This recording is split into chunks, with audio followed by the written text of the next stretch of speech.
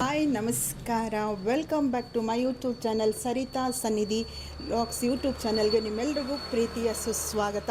ಎಲ್ಲರೂ ಚೆನ್ನಾಗಿದ್ದೀರಾ ಅಂತ ಭಾವಿಸ್ತೀನಿ. ನಾವು ಕೂಡ ಎಲ್ಲರೂ ಚೆನ್ನಾಗಿದ್ದೀವಿ. ಇದು ಒಂದು ಮಂಗಳವಾರದ ಡೈಲಿ ಬ್ಲಾಗ್ ವಿಡಿಯೋನ ನಿಮ್ಮ ಮುಂದೆ ಶೇರ್ ಮಾಡ್ಕೊಳ್ತಾ ಇದ್ದೀನಿ. ಒಂದು ಫಂಕ್ಷನ್ಗೆ ಹೊರಟಿದ್ದೀನಿ. ಅಂದರೆ ಮೊನ್ನೆ ಒಂದು ಮದುವೆಗೆ ಹೋಗಿದ್ದೋ ನೋಡಿ, ಆ ಮನೆಯ ಮದುವೆ ಮನೆಯ ಬೀಗರ ಊಟ ಇವತ್ತು. ಅಮ್ಮ ಬಂದಿದ್ದಾರೆ, ಅಮ್ಮ ನಾನು ಹೋಗ್ತಾ ಇದ್ದೀವಿ. ರೆಡಿಯಾಗಿದ್ದೀನಿ. ಹೇಗಿದೆ ಔಟ್ಫಿಟ್ ಅಂತ ಕೂಡ ಹೇಳಿ. ಡ್ರೆಸ್ ಹಾಕ್ಕೊಂಡಿದ್ದೀನಿ, ಸ್ಯಾರಿ ಇಲ್ಲ, ಡ್ರೆಸ್ಸೇ ಸಾಕು ಅಂತ ಹೇಳಿ. ಬಾಡೂಟ, ಬೀಗ್ರೂಟ ಅಂದರೆ ಬಾಡೂಟ ಇರುತ್ತೆ. ಬನ್ನಿ ಹೋಗೋಣ ನಮ್ಮ ಜೊತೆ ನೀವು ಕೂಡ. ಆದರೆ ಅಲ್ಲಿ ಕ್ಲಿಪ್ಪಿಂಗ್ಸ್ಗಳನ್ನ ತಗೊಳ್ತೀನಿ. ಆಟೋಗೆ ಫೋನ್ ಮಾಡಿ ಹೇಳಿದ್ದೀನಿ, ಆಟೋದಲ್ಲಿ ಹೋಗಿ ಬರ್ತೀವಿ. ಆದರೆ ಅಲ್ಲಿನ ಕ್ಲಿಪ್ಪಿಂಗ್ಸ್ಗಳನ್ನ ತಗೊಂಡು ಈ ವಿಡಿಯೋ ಮುಂದೆ ಶೇರ್ ಮಾಡ್ತಾ ಹೋಗ್ತೀನಿ. ಹೊಸದಾಗಿ ಚಾನಲ್ಗೆ ಬಂದಿರುವಂಥವರು ಚಾನಲ್ನ ಸಬ್ಸ್ಕ್ರೈಬ್ ಮಾಡ್ಕೊಳ್ಳಿ. ಹಾಗೂ ವಿಡಿಯೋ ಇಷ್ಟ ಆಗಿದೆ ಅನ್ನೋದಾದರೆ ಹೆಚ್ಚು ಲೈಕ್ ಮಾಡಿ. ನಿಮ್ಮ ಪ್ರೀತಿಯ ಕಮೆಂಟು ಕೂಡ ವಿಡಿಯೋದಲ್ಲಿ ಇರಲಿ ಅಂತ ಕೇಳ್ಕೊಳ್ತಾ ಬರೋಣ.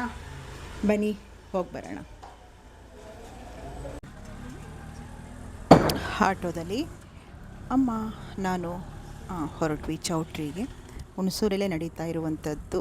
ಅಮ್ಮ ಮದುವೆಗೆ ಬಂದಿರಲಿಲ್ಲ, ಅದಕ್ಕೆ ಬೀಗ್ರೂಟಕ್ಕಾದರೂ ಸಹ ಬಂದು ಹೋಗೋಣ ಅಂತ ಹೇಳಿ ಬಂದರು. ಸುಪ್ರೀತ್ ಮುಂಚೆನೇ ಫ್ರೆಂಡ್ಸ್ ಜೊತೆ ಹೋಗಿದ್ದಾನೆ. ನಾನು ಇವಾಗ ಹೋಗ್ತಾ ಇದ್ದೀನಿ. ಬೀಗ್ರೂಟ ಅಂತ ಹೇಳ್ತಾರೆ, ಬೀಗರ ಔತಣ ಅಂತ ಕೂಡ ಹೇಳ್ತಾರೆ, ಕರ್ನರೆ ಅಂತ ಕೂಡ ಹೇಳ್ತಾರೆ. ನಿಮ್ಮ ಕಡೆ ಏನು ಹೇಳ್ತಾರೆ ಕಮೆಂಟ್ ಮಾಡಿ. ನೋಡಿ, ಚೌಟ್ರಿ ಹತ್ರ ಬಂದ್ವಿ.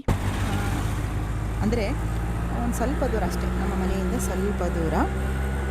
ಇನ್ನೇನೋ ಚೌಟ್ರಿ ಹತ್ರ ಬಂದ್ವಿ. ನಾವು ಹೇಳುವಂಥದ್ದು ಮದುವೆಗಿಂತಲೂ ಸಹ ಒಂದೇ, ಈಗ ನೋಡಿ, ಒಂದೇ ಹುಡುಗಿನೂ ಒಂದೇ ಊರು, ಹುಡುಗನೂ ಒಂದೇ, ಇಬ್ಬರು ಒಂದೇ ಊರು. ಮದುವೆಗಿಂತ ಈ ಬೀಗ್ರೂಟಕ್ಕೆ ಜನ ಜಾಸ್ತಿ ಸೇರುವಂಥದ್ದು. ಅಂದರೆ ಬಾಡೂಟಕ್ಕೆ ಜನ ಹೆಚ್ಚು ಬರ್ತಾರೆ ಅಂತ ಹೇಳಿ. ತುಂಬ ಎಲ್ಲ ಕಡೆ ಹಾಗೆ ನಡೆಯುವಂಥದ್ದು. ಮದುವೆ ಊಟಕ್ಕಿಂತ ಬೀಗ್ರೂಟಕ್ಕೆ ಜಾಸ್ತಿ ಜನ ಸೇರ್ತಾರೆ. ಹೌದಲ್ವಾ? ನೀವೇನಂತೀರಿ ಈ ಅಭಿಪ್ರಾಯಕ್ಕೆ? ಚೌಟ್ರಿ ಹತ್ರ ಬಂದ್ವಿ. ಇದು ಬಂದು ಹುಣಸೂರಲ್ಲಿರುವಂತಹ ಒಂದು ಚೌಟ್ರಿ. ಆಲ್ಮೋಸ್ಟ್ ಎಲ್ಲ ಊಟಕ್ಕೆ ಹೋಗ್ತಾಯಿದ್ರು. ಹುಡುಗ ಹುಡುಗಿ ರಿಸೆಪ್ಷನ್ ನಿಲ್ಲಿಸಿದ್ರು, ಆರ್ಕೆಸ್ಟ್ರಾ ಕೂಡ ಇತ್ತು. ಎಂಟ್ರೆನ್ಸಿಂದ ಹೋಗ್ತಾ ಇದ್ದೀವಿ. ನೋಡ್ತಾ ಇದ್ದೀರಿ. ಹಾಗೆ ಕ್ಲಿಪ್ಪಿಂಗ್ನ ಒಂದು ನಿಮಿಷ ಒಂದು ಕ್ಲಿಪ್ಪಿಂಗ್ನ ಕೂಡ ತಗೊಂಡೆ. ನೋಡಿ, ಊಟಕ್ಕೆ ಹೋಗೋಣ ಅಂತ ಹೇಳಿ ಅಮ್ಮ, ಏಕೆಂದರೆ ಜನ ಆಲ್ರೆಡಿ ಊಟಕ್ಕೆ ಕ್ಯೂ ಇರ್ತಾಯಿದ್ರು ಅಲ್ಲಿ.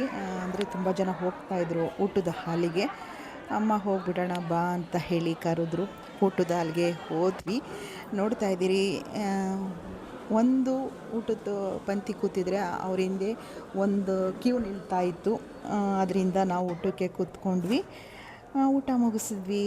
ಬಾಡೂಟ, ಮುದ್ದೆ, ಪೂರಿ, ಮಟನ್ ಸಾಂಬಾರು, ಚಿಕನ್ ಫ್ರೈ, ಫಿಶ್ ಕಬಾಬು, ಈ ರೀತಿ ಊಟ ಇತ್ತು. ರಾಗಿ ಮುದ್ದೆ ಜೊತೆಗೆ ಪೂರಿ ಸಹ ಇತ್ತು.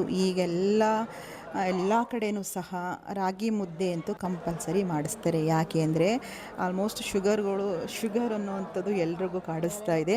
ಅದರಿಂದ ಶುಗರ್ ಇರೋರು ಕೂಡ ಊಟಕ್ಕೆ ಬರ್ತಾರೆ ಅಂತೇಳಿ ರಾಗಿ ಮುದ್ದೆನ ಹೆಚ್ಚು ಎಲ್ಲ ಕಡೆ ಮಾಡಿಸ್ತಾರೆ. ಬರೀ ಹಳ್ಳೀಲಿ ಅಂತಲ್ಲ, ಎಲ್ಲ ಕಡೆ ಮುದ್ದೆ ಅಂತೂ ಮೆನುವಲ್ಲಿ ಇದ್ದೇ ಇರುತ್ತೆ. ನಾನ್ ವೆಜ್ ಪ್ರಿಯರಿಗೆ ಬೀಗ್ರೂಟದ ಊಟ ಎಲ್ರಿಗೂ ಕೂಡ ಇಷ್ಟ ಆಗುತ್ತೆ. ನಾವು ಲೈಟಾಗಿ ಊಟ ಮಾಡಿದೆ, ನನಗಷ್ಟಾಗಿ ತುಂಬ ಈ ನಾನ್ ವೆಜ್ನ ಹೆವಿ ತಿನ್ನಬೇಕು ಅಂತ ಕೂಡ ಅನಿಸೋದಿಲ್ಲ. ಮುದ್ದೆ ಚಿಕ್ಕದಾಗಿ ಮುದ್ದೆ ಮಾಡಿದರು, ಅದಕ್ಕೆ ಒಂದು ಮುದ್ದೆನ ಅಮ್ಮನ ಹತ್ರ ಆಫ್ ಹಾಕಿಸ್ಕೊಳ್ಳೋಣ ಅಂತ ಇದೆ. ಮುದ್ದೆ ನೋಡಿದ್ರೆ ಚಿಕ್ಕದಾಗಿತ್ತು ರಾಗಿ ಮುದ್ದೆ. ಆ ಮುದ್ದೆನ ಹಾಕಿಸ್ಕೊಂಡು, ಮತ್ತು ಗೋಧಿ ಪಾಯಸ ತುಂಬ ಚೆನ್ನಾಗಿತ್ತು, ಅದಂತೂ ಖುಷಿ ಆಯಿತು. ಊಟ ಮುಗಿಸ್ಕೊಂಡು ಸುಪ್ರೀತ್ ಬೀಗ್ರೂಟಕ್ಕೆ ಬಂದಿದ್ದಾನೆ. ಅಮೋಘ್ ಮಾತ್ರ ಕಾಲೇಜ್ಗೆ ಹೋಗಿ ಒಂದು 2 ಗಂಟೆಗೆ ಮನೆಗೆ ಬರ್ತಾನೆ ಅಂತ ಗೊತ್ತಿತ್ತು. ಆಲ್ಮೋಸ್ಟ್ ಫಂಕ್ಷನ್ಗಳಿಗೆ ಅಮೋಘ್ ಒಂದು ಸ್ವಲ್ಪ ಬರೋದು ಕಡಿಮೆ. ಆಮೇಲೆ ನಾನು ಮನೇಲಿ ಏನೂ ಕೂಡ ಮಾಡಿರಲಿಲ್ಲ. ಒಬ್ಬ ಬಾರೋ ಅಂತ ಹೇಳಿದ್ರು ಬಂದಿರಲಿಲ್ಲ. ಬರ್ತಾ ನಮ್ಮ ಹುಣಸೂರಲ್ಲಿರುವಂಥ ಮಹಾರಾಜ ಅಂತ ಒಂದು ಹೋಟೆಲಿದೆ, ಅಲ್ಲಿ ವೈಟ್ ಗೀ ರೈಸ್ ಅಮೋಘ್ಗೆ ತುಂಬ ಇಷ್ಟ. ತೊಗೊಂಡೋಗಿ ಕೊಟ್ಬಿಡೋಣ ಅಂತ ಹೇಳಿ ಊಟ ಮುಗಿಸ್ಕೊಂಡ್ವಿ. ಅಮ್ಮ ನಾನು ಇಲ್ಲಿ ಊಟ ಮುಗಿಸಿದ್ವಿ. ಚೆನ್ನಾಗಿತ್ತು. ಮಟನ್ ಸಾಂಬಾರು, ರಾಗಿ ಮುದ್ದೆ ನೋಡಿ, ತುಂಬ ದಪ್ಪ ಏನಿರಲಿಲ್ಲ, ಚಿಕ್ಕ ಮುದ್ದೆ ಇತ್ತು. ಮತ್ತು ಪೂರಿ ಕೂಡ ಇತ್ತು. ಊಟ ಮುಗಿಸ್ಕೊಂಡು ಮನೆ ಕಡೆ ಹೊರಟ್ವಿ. ಹೋಗ್ತಲೇ ದಾರೀಲಿ ಹೋಟೆಲಿತ್ತು, ಆ ಮಗುಗೆ ಗೀ ರೈಸು ಮತ್ತು ಚಿಕನ್ ಲಾಲಿಪಾಪ್ನ ತಗೊಂಡೆ. ನಾನು ಒಂದು ಸ್ವಲ್ಪ ಡೈಜೆಷನ್ ಆಗಲಿ ಅಂತ ಹೇಳಿ ಒಂದು ಮೌಂಟೇನ್ ಡ್ಯೂ ಕುಡಿದೆ. ನಾನು ಆಲ್ಮೋಸ್ಟು ಸಾಫ್ಟ್ ಡ್ರಿಂಕ್ಸ್ ಕುಡಿತೀನಿ ಅಂತ ಹೇಳಿದ್ರೆ ಲಿಮ್ಕಾ ತೊಗೊಳ್ತೀನಿ, ಅದು ಬಿಟ್ಟರೆ ಯಾವುದೂ ತೊಗೊಳ್ಳಲ್ಲ. ಲಿಮ್ಕಾ ಇಲ್ಲಿ ಇರಲಿಲ್ಲ, ಮೌಂಟೇನ್ ಡ್ಯೂ ತಗೊಂಡೆ. ಬನ್ನಿ ಮಾತುಕತೆ ಮನೆಗೆ ಹೋಗಿ ಮುಂದುವರ್ಸೋಣ. ಸ್ನೇಹಿತರೆ, ಬಂದ್ರಿ ನನ್ನ ಡೈಲಿ ಬ್ಲಾಗ್ ವಿಡಿಯೋ. ಇವತ್ತೊಂದು ಬೀಗರ ಔತಣದ ಒಂದು ಸಣ್ಣ ಸಣ್ಣ ಕ್ಲಿಪ್ಪಿಂಗ್ಸ್ನ ನಿಮ್ಮ ಮುಂದೆ ಶೇರ್ ಮಾಡಿಕೊಂಡೆ. ಮನೆಗೂ ಕೂಡ ಬಂದ್ವಿ, ಅಮ್ಮ ನಾನು ಹಾಗೆ ನನ್ನ ದೊಡ್ಡ ಮಗ ಕೂಡ ಹೋಗಿದ್ದ. ಬಂದು ವಿಡಿಯೋ ಎಂಡ್ ಮಾಡಬೇಕಲ್ಲ, ಹಾಗೆ ಸ್ವಲ್ಪ ಮಾತಾಡೋಣ ಅಂತ ಹೇಳಿ ಬಂದೆ. ಹಾಗೆ ಕೆಲವು ಆಲ್ಬಮ್ ಹುಡುಕ್ತಾ ಇದ್ದೆ. ಯಾಕೆ ಅಂತ ಹೇಳಿದ್ರೆ ನಮ್ಮ ಮನೆಯವ್ರದ್ದೊಂದು ಫೋಟೋ ಬೇಕು ನನಗೆ. ನೋಡಿ, ಇದ್ದಾಗ ಎಷ್ಟೋ ಫೋಟೋಸ್ಗಳಿವೆ, ಎಷ್ಟೋ ವೀಡಿಯೋಸ್ಗಳು ನಮ್ಮ ಹತ್ರ ಇವೆ ಅಂತ ಅಂದ್ಕೊಳ್ತೀವಿ.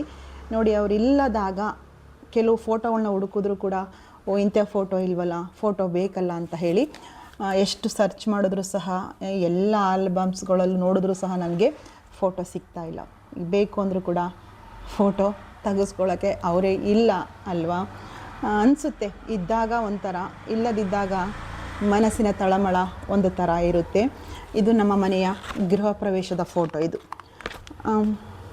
ನೀವೇನಾದ್ರು ಬೇಕು ತೋರಿಸಿ ಅಂತ ಹೇಳಿದ್ರೆ ನೆಕ್ಸ್ಟ್ ವಿಡಿಯೋದಲ್ಲಿ ತೋರಿಸ್ತೀನಿ. ನಮ್ಮ ಮನೆಯ ಗೃಹ ಪ್ರವೇಶ ಅಂದರೆ 2016ರಲ್ಲೇ ನಾವು ಮನೇನ ಕಟ್ಟಿ ಗೃಹ ಪ್ರವೇಶ ಮಾಡಿರುವಂಥ ಒಂದು ಆಲ್ಬಮ್ ಇದು. ಇದರಲ್ಲೂ ಸಹ ನನಗೆ ಫೋಟೋಗಳು ಅಷ್ಟಾಗಿ ಬೇಕಾಗಿರುವಂಥ ಫೋಟೋಗಳು ಸಿಗಲಿಲ್ಲ. ತುಂಬ ಮಗನ ನಾಮಕರಣದ ಫೋಟೋಗಳು, ಅವ್ರ ಬರ್ಡೇ ಆಲ್ಬಮ್ಸು, ಮತ್ತು ನಮ್ಮ ಮದುವೆದಂತೂ ಸಿಡಿಗಳು, ಅದು ಆಲ್ಬಮ್ ನಮಗೆ ಸಿಕ್ಕೇ ಇಲ್ಲ. ರಿಸೆಪ್ಷನ್ದು, ನಮ್ಮ ಮದುವೆಯ ಒಂದು ರಿಸೆಪ್ಷನ್ ಆಲ್ಬಮ್ಮು ಹಾಗೆ ಇಟ್ಬಿಟ್ಟು ಎಲ್ಲ ನೀರು ಥರ ಆಗ್ಬಿಟ್ಟು ಎಲ್ಲ ಫೋಟೋಸು ಕೂಡ ಹಾಳಾಗೋಗಿದೆ. ಈಗ ಒಂದು ಫೋಟೋ ಬೇಕು, ಸಿಗ್ತಾ ಇಲ್ಲ. ರಾಯರ ವರ್ಧಂತಿ ಬರ್ತಾ ಇದೆ. 18ನೇ ತಾರೀಕಿಂದ 24ರವರೆಗೂ ಕೂಡ ರಾಯರ ವರ್ಧಂತಿಯ ಕಾರ್ಯಕ್ರಮ ವಿಶೇಷವಾಗಿ ಜರುಗುವಂಥದ್ದು. ಸರಳವಾಗಿ ಸೇವೆ ಮಾಡ್ಕೊಳ್ಳಿ.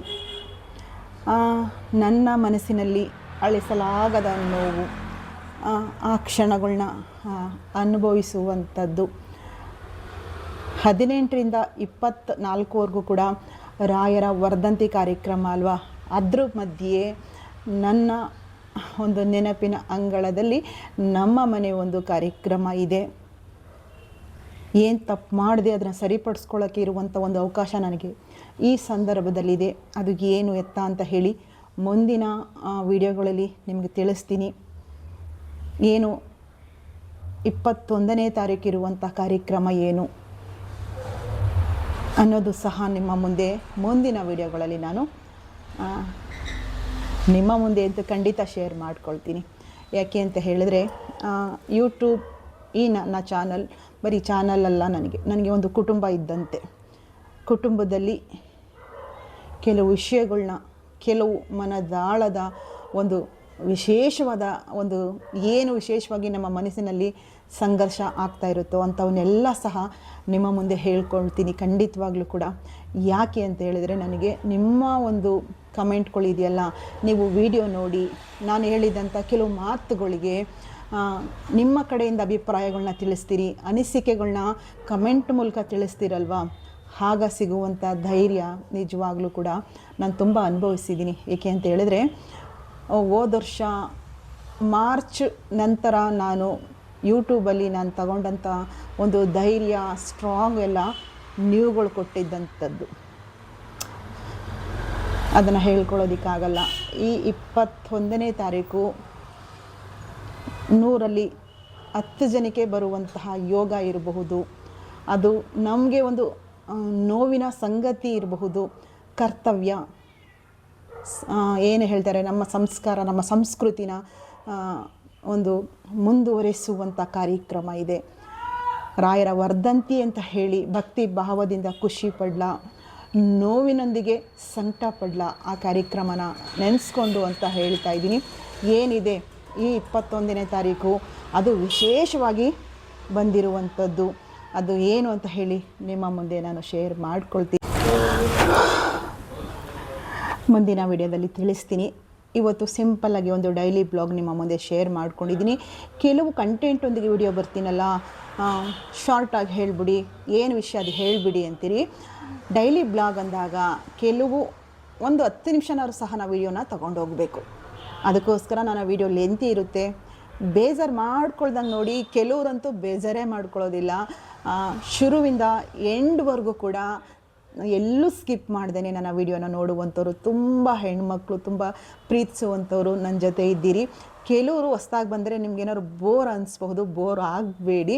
ಖಂಡಿತ ಒಂದು ಒಳ್ಳೆಯ ವಿಷಯನ ನಿಮ್ಮ ಮುಂದೆ ತರುವಂಥದ್ದನ್ನು ಖಂಡಿತ ನಾನು ತಗೊಂಡು ಬರ್ತಾನೆ ಹೋಗ್ತೀನಿ ಅಂತ ಹೇಳ್ಬಹುದು. ನಮ್ಮ ಈ ಗೃಹ ಪ್ರವೇಶದ ಆಲ್ಬಮ್ನ ತೋರಿಸಿ ಅಕ್ಕ ಅಂತ ಹೇಳಿದ್ರೆ, ನಾನು ನಮ್ಮದು ಎಂಗೇಜ್ಮೆಂಟ್ ಆಲ್ಬಮ್ನ ಕೂಡ ತೋರಿಸಿದ್ದೆ ನಾನು. ನೀವೇನಾದ್ರು ಕಮೆಂಟ್ ಮಾಡಿದರೆ ನಾಳೆ ಇದನ್ನು ವೀಡಿಯೋ ಮಾಡಿ ಅವಾಗ ಹೇಗಿದ್ವಿ 2016ರಲ್ಲಿ ನಮ್ಮ ಮನೆ ಗೃಹ ಪ್ರವೇಶ ಆಗಿರೋದು, ಹಾಗೂ ಈಗೂ ಎಷ್ಟು ವ್ಯತ್ಯಾಸ ಆಗಿಬಿಟ್ಟಿದ್ದೀವಿ ಅಂತ ಹೇಳಿದ್ರೆ ನನಗೆ ನಮ್ಮ ಫೋಟೋಗಳು ನೋಡ್ತಾ ಇದ್ದರೆ ಒಂಥರ ಅನಿಸುತ್ತೆ. ನೀವೇನಾದರೂ ಕಮೆಂಟ್ ಮಾಡಿ ತೋರಿಸಿ ಅಂದರೆ ಖಂಡಿತ ನಾನು ವಿಡಿಯೋ ಮೂಲಕ ತೋರಿಸ್ತೀನಿ, ಆಯಿತಾ. ಇವತ್ತಿನ ಈ ನನ್ನ ಡೈಲಿ ಬ್ಲಾಗ್ ವಿಡಿಯೋನ ಇಲ್ಲಿಗೆ ಎಂಡ್ ಮಾಡ್ತಾ ಇದ್ದೀನಿ. ಏನು ಅನ್ನಿಸ್ತು ಅನ್ನೋದನ್ನು ಕಮೆಂಟ್ ಮೂಲಕ ತಿಳಿಸಿ. 21ನೇ ತಾರೀಕು ಆ ದಿನ ಏನು ಅನ್ನೋದನ್ನು ನೀವೇನಾದರೂ ಗೆಸ್ ಮಾಡ್ತೀರಾ? ಗೆಸ್ ಮಾಡಿ ಕಮೆಂಟ್ ಮಾಡಿ, ನಾನು ತಿಳಿಸ್ತೀನಿ ಹತ್ತಿರದಲ್ಲೇ. ಇನ್ನೊಂದು 2-3 ದಿನ ಇಲ್ಲ 4 ದಿನ ಆಗಬಹುದು, ಏನಿದೆ ಅವತ್ತು ಅಂತ ಹೇಳ್ತೀನಿ. ರಾಯರ ಮಕ್ಕಳಿಗೆ, ರಾಯರ ಭಕ್ತರಿಗೆ ವಿಶೇಷವಾಗಿದೆ ಸಪ್ತಾಹ ಸಂಕಲ್ಪ ಅಂತ ಹೇಳಿ 7 ದಿನ ಒಂದು ಸಂಕಲ್ಪ ಸೇವೆ ಮಾಡಬಹುದು. ರಾಯರಿಗೆ ಮಾಡಿ ಸರಳವಾಗಿ ಮಾಡ್ಕೊಳ್ಳಿ, ಭಕ್ತಿ ಶ್ರದ್ಧೆಯಿಂದ ರಾಯರನ್ನ ಆರಾಧಿಸಿ ಅಂತ ಕೇಳ್ಕೊಳ್ತೀನಿ. ಈ ಸಂದರ್ಭದಲ್ಲಿ ಹೋದ ವರ್ಷ ಇದ್ದಂತಹ ಸಂಭ್ರಮ, ಸಡಗರ, ಭಕ್ತಿ ಭಾವ, ಭಕ್ತಿ ಇದ್ದರೂ ಸಹ ಮನಸ್ಸಿಗೆ ತಳಮಳ ಇದೆ. ಅದರಲ್ಲೂ ಬಂದಿರುವಂಥ ದಿನ ಆ 21ನೇ ತಾರೀಕು ನನ್ನ ಬದುಕಿನಲ್ಲಿ ಒಂದು ಅವಿಸ್ಮರಣೀಯ ಕ್ಷಣನ ನಾನು ಅನುಭವಿಸ್ತೀನಿ. ಅದೇನು ಅಂತ ಹೇಳಿ ತಿಳಿಸ್ತೀನಿ ಖಂಡಿತ. ಈ 21ನೇ ತಾರೀಕಿದೆ, ಅದು ಏನು ಎತ್ತ ಅಂತ ಕೂಡ ನಿಮ್ಮ ಮುಂದೆ ಶೇರ್ ಮಾಡ್ಕೊಳ್ತೀನಿ. ಹೇಳಿದ್ನೇ ಹೇಳ್ತೀನಿ ಅಂತ ಅಂದ್ಕೋಬೇಡಿ. ಕೆಲವು ಬಾರಿ ಕ್ಯಾಮ್ರಾ ಮುಂದೆ ಕೂತಾಗ ಆ ಮಾತುಗಳು ಬರ್ತಾನೆ ಹೋಗುತ್ತೆ, ಎಂಡ್ವರೆಗೂ ಸಹ ಬರ್ತಾ ಹೋಗುತ್ತೆ. ಯಾರು ಬೇಜಾರು ಮಾಡ್ಕೋಬೇಡಿ ನಮ್ಮ ಮಾತುಗಳಿಗೆ ಅಂತ ಹೇಳ್ತಾ ನೆಕ್ಸ್ಟ್ ಬ್ಲಾಗ್ ವಿಡಿಯೋದಲ್ಲಿ ನಿಮ್ಮ ಮುಂದೆ ಬರ್ತೀನಿ. ಲಾಸ್ಟ್ವರೆಗೂ ವಿಡಿಯೋ ನೋಡಿದ ನಿಮ್ಮೆಲ್ಲರಿಗೂ ಕೂಡ ನಿಮ್ಮ ಸನ್ನಿಧಿ ಕಡೆಯಿಂದ ಪ್ರೀತಿಯ ಧನ್ಯವಾದಗಳು. ಬರಲಾ? ನಮಸ್ಕಾರ.